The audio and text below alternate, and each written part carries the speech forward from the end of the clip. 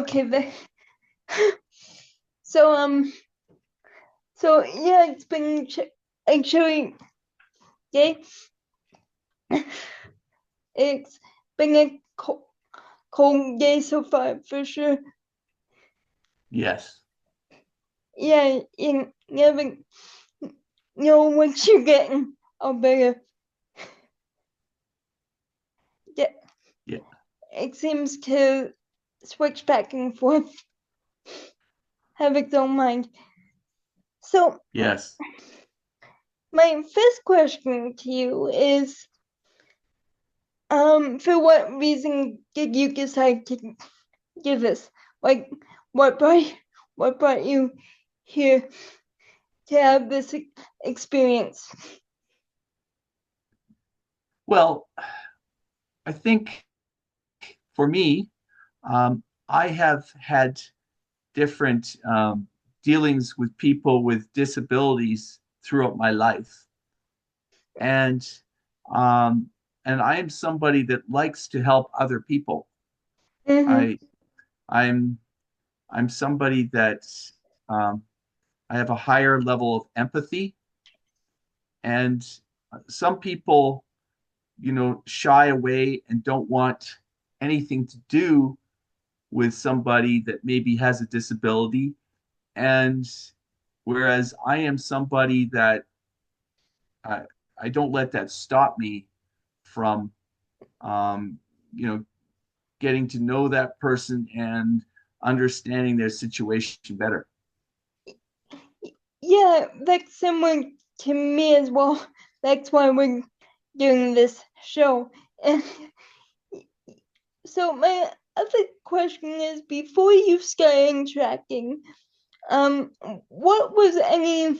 Did you have any fears about those with different ability levels, or no? They just come naturally. Um, I'd say first, initially, in general, no. I adapt myself to um, to another person based on their situation and what their abilities are. Mm-hmm. And what I find is that people that have a disability tend to be still stronger in other areas. Yes. So so they make up for it by their strength in those areas. And so a person should not be underestimated just because they have a disability. I definitely agree with you for obvious reasons. Um, what do you think created that philosophy for you? Like, century, like, how did that idea and that perception start? Well, I thought back to, different times that I've had connections and worked with people with disabilities. Um, this one lady I worked with, she only had half an arm because she was a thalidomide baby. And I was born Oh, at the right. same time, like in that period. Luckily, my mom didn't use that that drug, so there was no risk for me. But this lady, she lifeguarded with me and taught swimming, and she amazed me because she was a very strong swimmer and a strong lifeguard, and she did not let that stand in her way at all. Her disability with, the not having the full arm, she was a very strong swimmer and was capable of looking after somebody that was in trouble. Mm-hmm. Well, So that's so that's an example of somebody. um, that's a very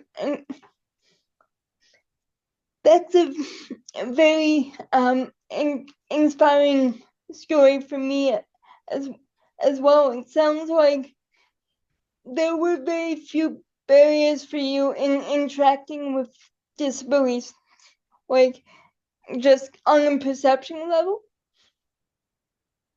I I'll give you another example that was a little bit more challenging for me. When I was in junior high, I was part of a group that went to sing at uh, at a school for children with disabilities.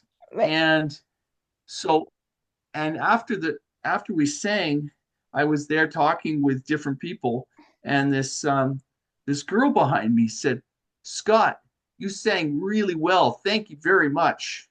And I turned around and I'm going to be honest with you, I was shocked at the beginning because she had unfortunately um, a rare thing where her head was 2 to 3 times the size of what it was supposed to be. It had Mm, she had a rare disease where it had swollen up, and and I was in shock at the beginning, and then I had to readjust myself, and I was able to talk with her, mm-hmm. Um, and yeah. sorry. Mhm. No, You go keep ahead. going. I don't mean to interrupt you. Keep going. So so what I had to do was just basically get over that initial reaction and then just talk to her on the same level as I did to everybody else, and not let it affect me that she had that severe thing. Mm-hmm.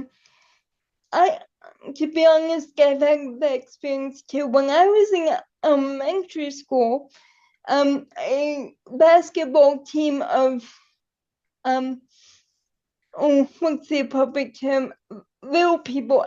I hope so. I'm saying that PC. But when somebody came up to me, I had to adjust as well because I'd never seen somebody that short. So it was kind of interesting for once. Because I'm usually looking up at people. For once, I was actually looking down. So it was very um it was an interesting moment for me too. And I think we all have those moments of okay, have to readjust. You, just because I have a disability doesn't mean I don't have those experiences as well. Even Yes. even nowadays, if I've seen syndrome I haven't seen before, it takes me a moment. And I think it's natural to just need to readjust. And what people need to understand is that's okay.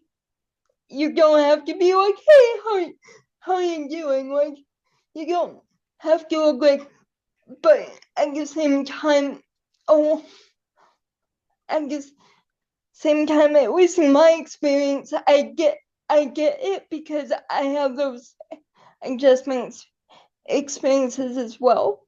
Um, Yeah. it's very common, and like even in university, I had never like I'd seen. This is gonna sound kind of maybe perhaps racist, but um I had never seen so many students of color before. Because in Cochrane, it's mainly Caucasian students, right? And the only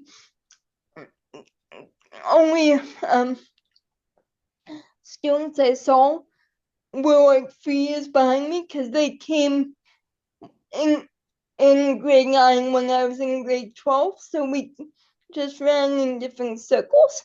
And so when Hmm. I got to university, I ended up kind of looking at different people, and there were people with different religious dress on, and that was a very interesting experience as well. So again, it's natural to be like, this is new. Yeah. Um, Yeah. and yeah. So, what do you think the biggest barrier is to um breaking down to the point where it was more like when you adjust it quickly? Like, what's the biggest barrier to that, do you think? The biggest barrier I'm sorry, can To you rephrase that? people adjusting to it, and like the biggest barrier to even starting that conversation, really, like.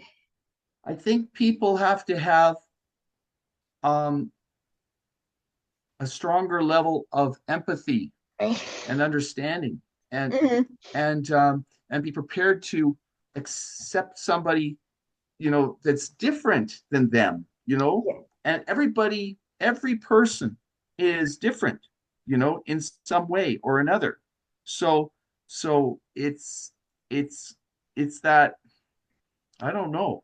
For me, um, I grew up with all different, you know, types of people around me. And I'm used to dealing with people, say, for example, in sales, my work, Right. through in my career. I worked with people right from at the machine packing products to Mhm. the president of the company. So so I learned to adapt myself to different people and different situations. And Mhm. some people, I think, have problems with that. They they only know a certain type of thing, and they have a little bit of tunnel vision, Yes. you know, and they get scared when somebody is somehow different than what they're used to, Yes. you know, and and it's yeah, it's having that ability to adapt Mhm. to people. And what do you think causes the fear that you were just talking about? Like that fear, and how can we expand vision so it's not that tunnel vision? I think a really great way is by meeting together with students, in earlier grades, Mm. and in elementary school or in junior high, and that, to discuss things, and so that people have more opportunities, to discuss this, and not wait till they're later in life, and they're kind of set in their ways, and they say, oh my gosh, well, that's not, I'm not used to that, so I'm going to shy away from that. I can't Yeah. handle that. It's I'll give you an example. For me, I have a lot of training with first aid, Right. and a lot, and lifeguarding and ski patrol, and and there are people, a lot of people, that if somebody is injured or in a car accident or something, they'll just turn their look away and say, well, somebody else will look after that. I'm not going Yeah. to get involved. But I'm the opposite. I I will tend to be ready to help in whatever way possible. Yep. Thank you. And I think again, effect bystander effect is very common Yeah, because people don't know what to like, especially in a traumatic sit- situation. Like there's been some times when I'm like, and I have the crisis training, but at times I'm like, what do I do with this? You, so I think it's very easy for people to misread, um just because there's people that jumping to help, just like you and I, doesn't mean we have we don't have moments of hesitation. Um, I don't know if that's true for you, but it's definitely for for me that I think a lot of us, like you keep saying, very well, is that we need empathy on both sides.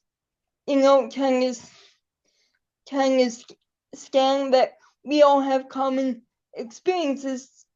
We just have different ways of perhaps dealing with it or adapting to it.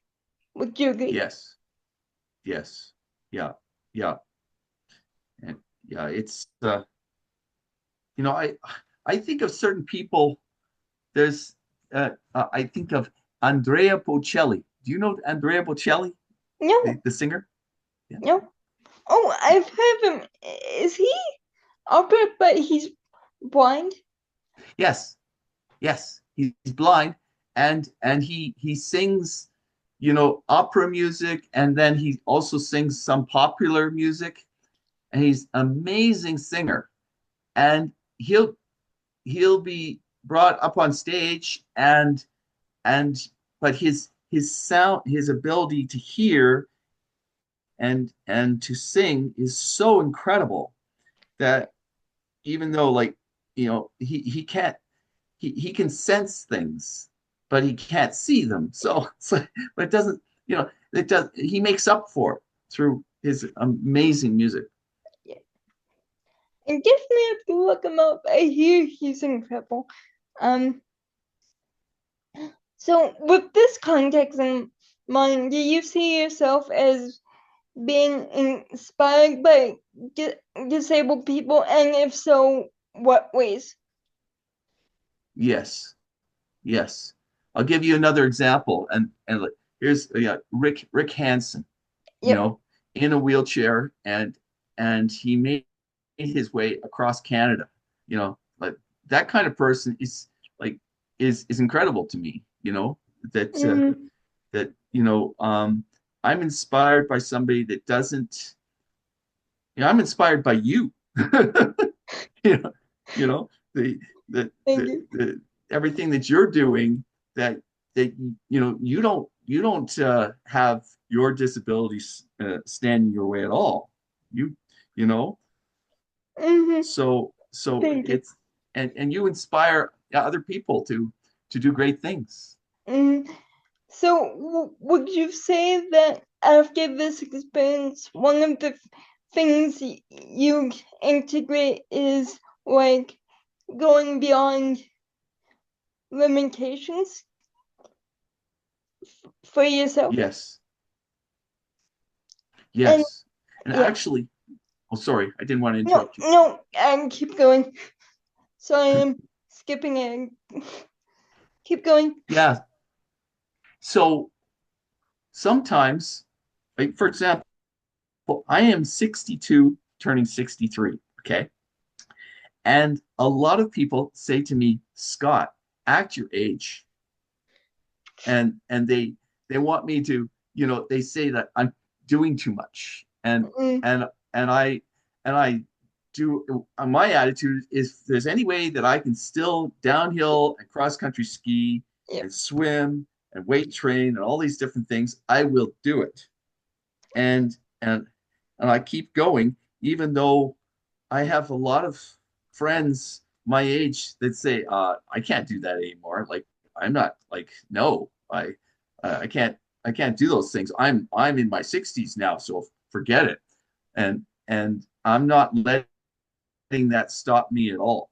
So so I I don't I don't follow the, you know, what other people think, but rather what I feel I'm capable of. Yes, and I can definitely see that you sound very busy every time we talk at church. You're like, oh, I just kicked this over the week. Oh, I went hiking. I went skiing. I'm like, well, um, yes, I find that too, and I find a lot of people, especially within the disabled community, look at me much the same way. Like having this conversation with you, they'd be like, "What are you doing?" Like they won't understand it, and I'm like, "Yes, they will. We just have to give them the chance, you know." And Yeah. so I think that's a common experience throughout the spectrum as well. Is people who step beyond what other people say, and then having that kind of um pushback or kind of questioning looks from the other people in the same category. Yes, very much so. I'm somebody that sometimes I'm I'm accused of being almost the clown because I I love I love to ham it up and have fun. And yesterday I was out.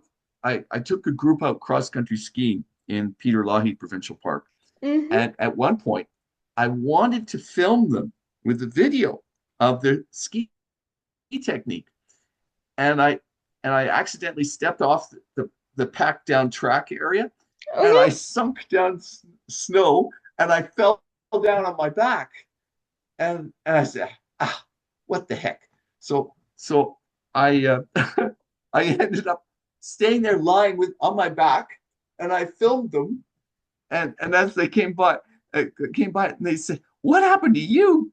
And I said, help me, save me, save me." Yeah.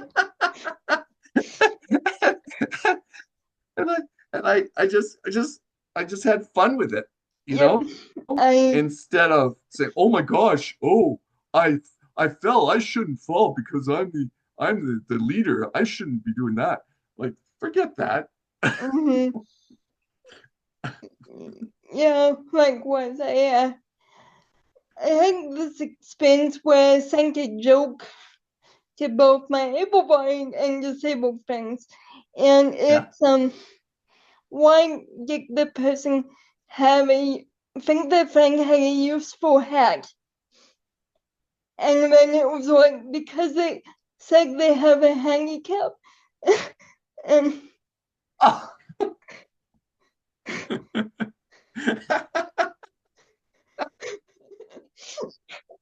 I like that one. I like it.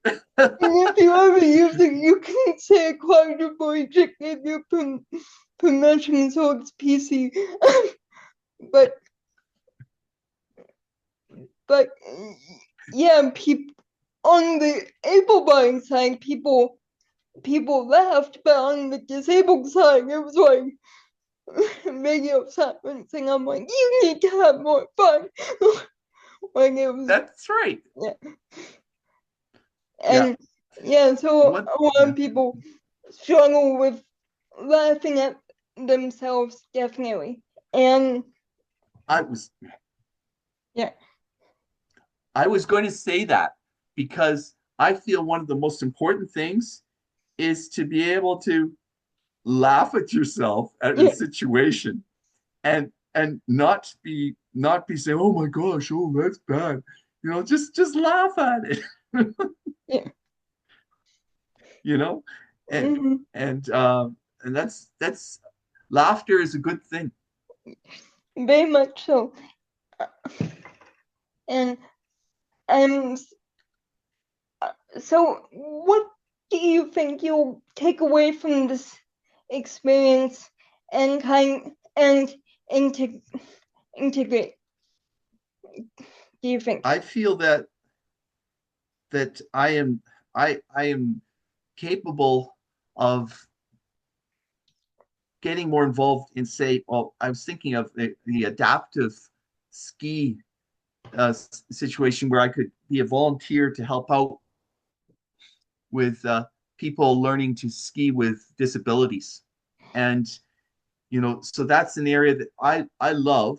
I love being outdoors. And if I Mm-hmm. can help people be able to experience that and enjoy it, then that makes me happy.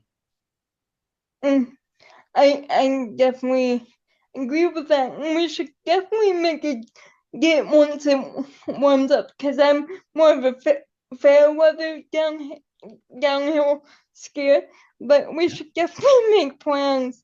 yeah, Because I would love to get to know you more and continue this conversation. So, that would be great. That'd So, be awesome. has your perception changed in this conversation, or has it simply expanded because of your previous experience? I would say it's just further expanded it, you know. Um, I don't, I believe it's really important to take the time to get to know somebody and not make judgments based on your initial impression of someone. You don't know much about that person at all through an initial impression. No, So yeah, no, you know, and unfortunately, it's very, I mean, it's a cliche almost, right? You judge a book by its cover, and I think that's a very common experience. Like, I struggle with it, and like you said, it takes a moment to adjust, but you definitely have to, as you said, let go of those judgments if yes, we want to connect with people and create change, not only for the individuals but for the world at large. totally. I agree with that. Yeah. We've come a long way, but we have a long way to go still, Yes, you know?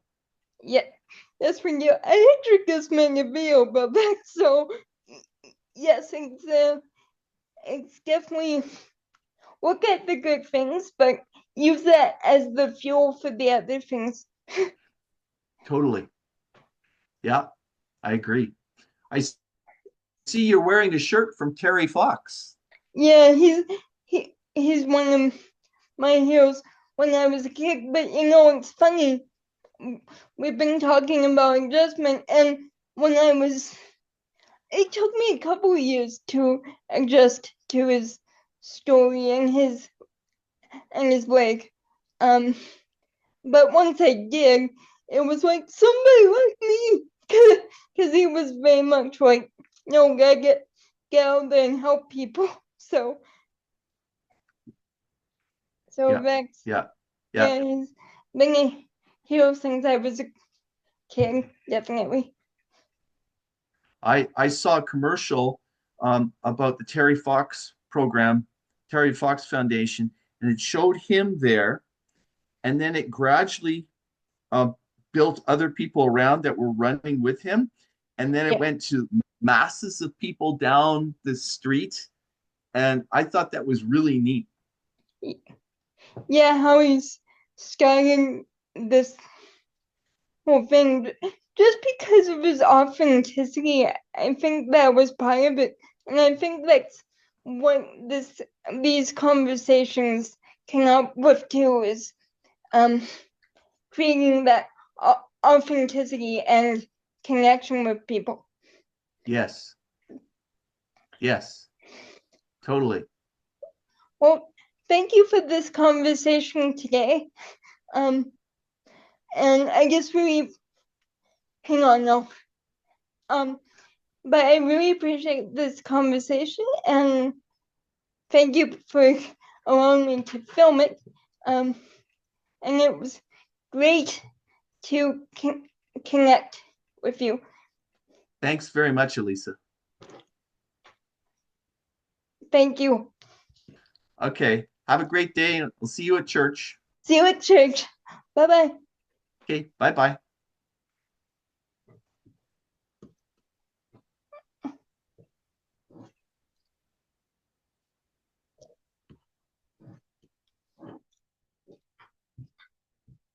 Sorry, Jim.